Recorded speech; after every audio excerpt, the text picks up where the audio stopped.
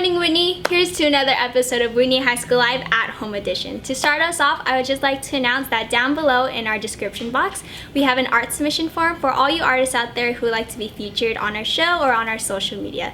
We also have a PDF document for you guys to look at and to understand how Whitney High School Live has been working this year.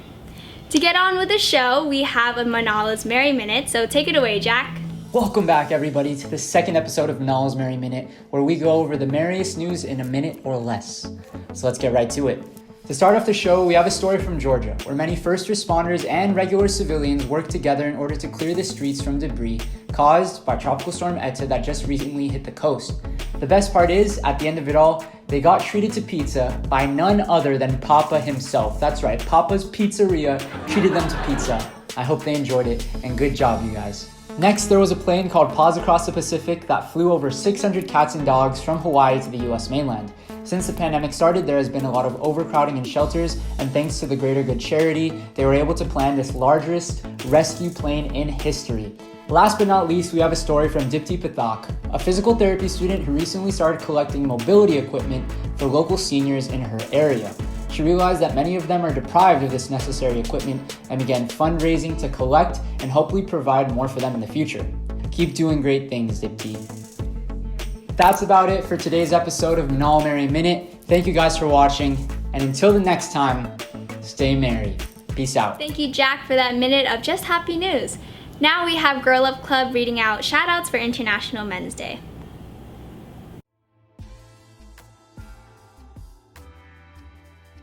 Hey Whitney, to celebrate International Men's Day this year, Girl Up is featuring your shoutouts to your male friends, teachers, and staff.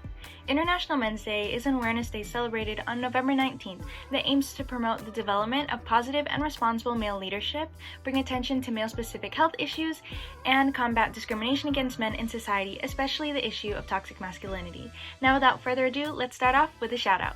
To James from Anonymous. James is an incredible role model for our community, always positive and caring, regardless of whatever life throws at him. To Mr. Wallace from Anonymous. Mr. Wallace, thank you for being such an incredible math teacher. I really appreciate all of your efforts to ensure the successes of your students. From Anonymous to Connor Fan.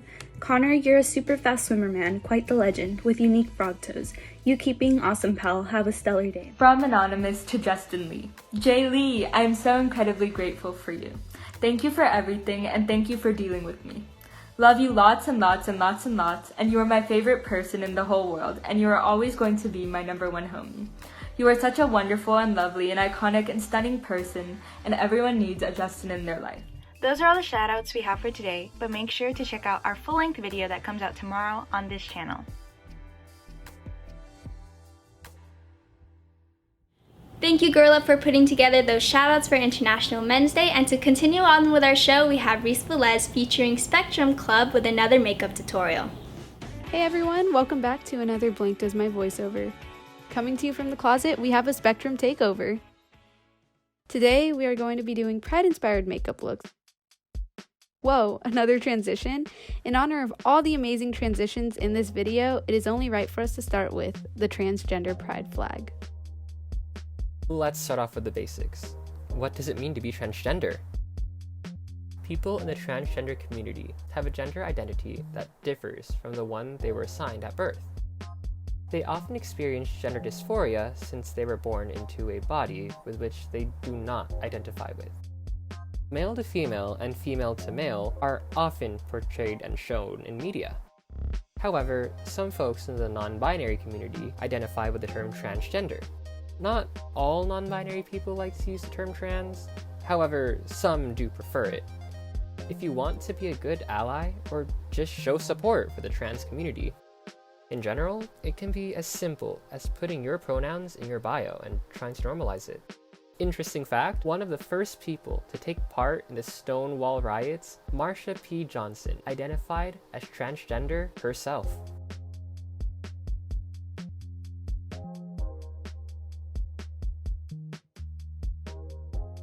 Genderqueer falls under the umbrella term of transgender. People who identify as genderqueer do not adhere nor fall under the conventional gender distinctions that are placed upon us by society. They are not necessarily non-binary, however. They can identify as neither male nor female, or both male and female, and potentially some combinations of genders. There is a common misconception that there are only two genders, but gender is a wide spectrum. The genderqueer flag consists of a lavender stripe on the top, as it is a mixture of blue and pink, traditional colors associated with men and women, in order to represent androgyny. The lavender also represents the queer identity, as it has long been a color associated with the LGBT community. In the center is a white stripe, meant to represent a gender or gender-neutral identity. And finally, there's a dark chartreuse green as the inverse of lavender. It is used to represent third gender identities and all those who identify off the traditional gender spectrum.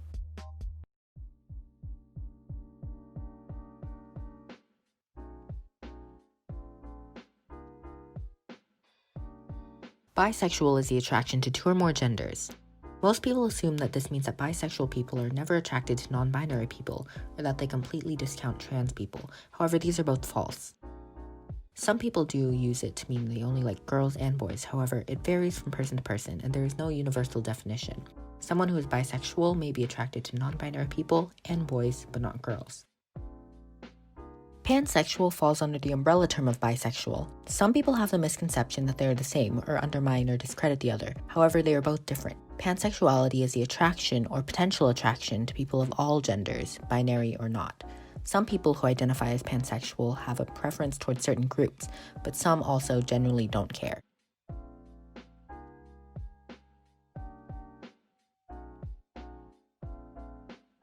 Finally, we have the community flag. Some call it the rainbow flag, but it is an important symbol for the community. There are a few variations, some including a brown and black stripe, others including the transgender pride flag as well. However, all have the same basic 6 colors. Red represents life within the community. Orange for healing of past experiences and discrimination.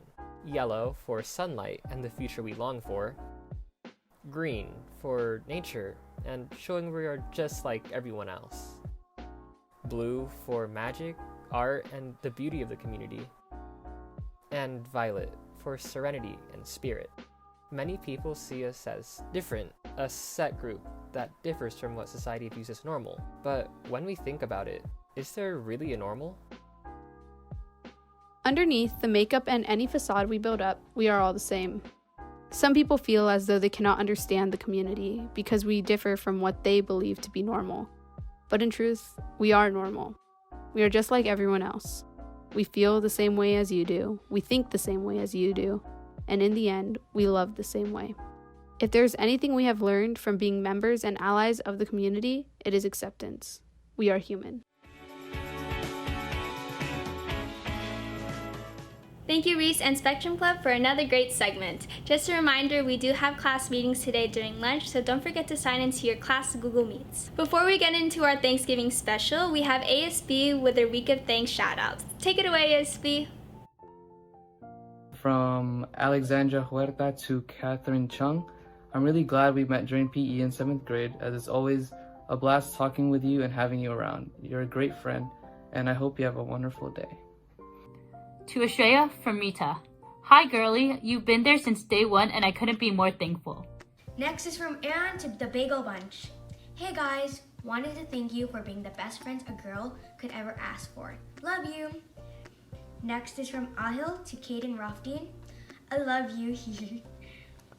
And then from Giselle Gandia to the Good Vibes group. I love and miss you guys so much. I'm truly grateful to have such an amazing group of friends, and I really hope to see y'all soon. Good vibes always. To Mrs. Improda from Nika. Thanks for being my other mama. Mrs. Improda, you are simply amazing. Then from Caleb Pai to Justin G. Shout out to Juji for the free Chipotle. You're a real lad. And that's a wrap up. Thank you for everyone who's been submitting shout outs. Have a great rest of your day and have a great Thanksgiving break. Bye!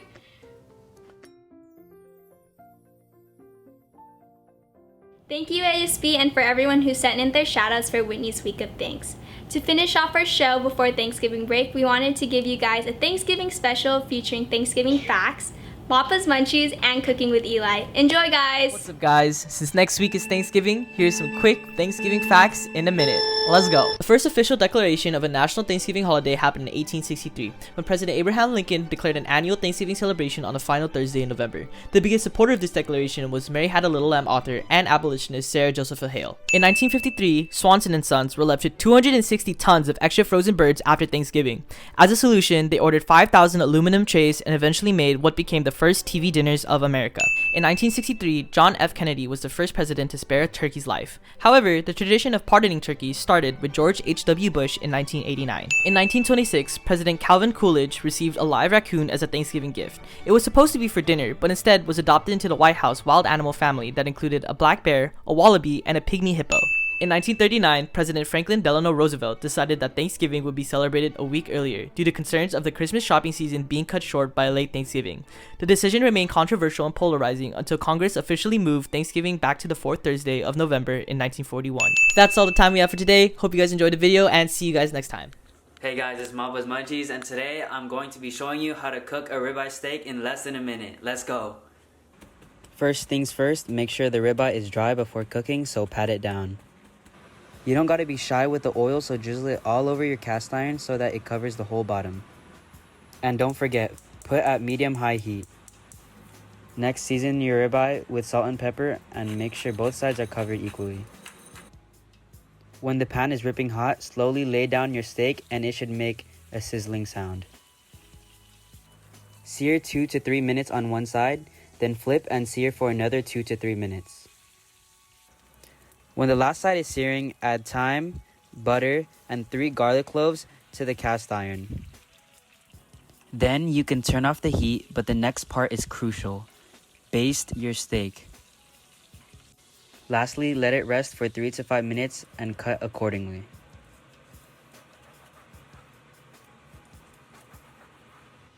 Voila, and that's how you make a schmackin' ribeye steak.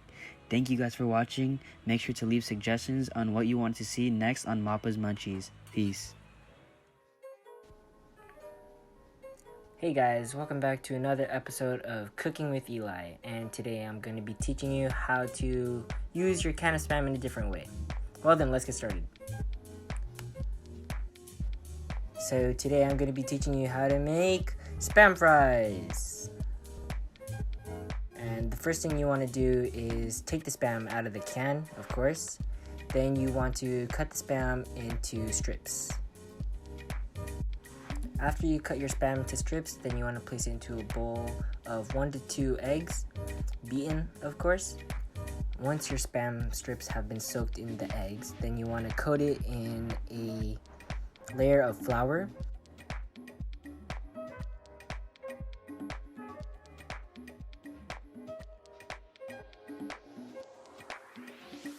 Then another layer of egg.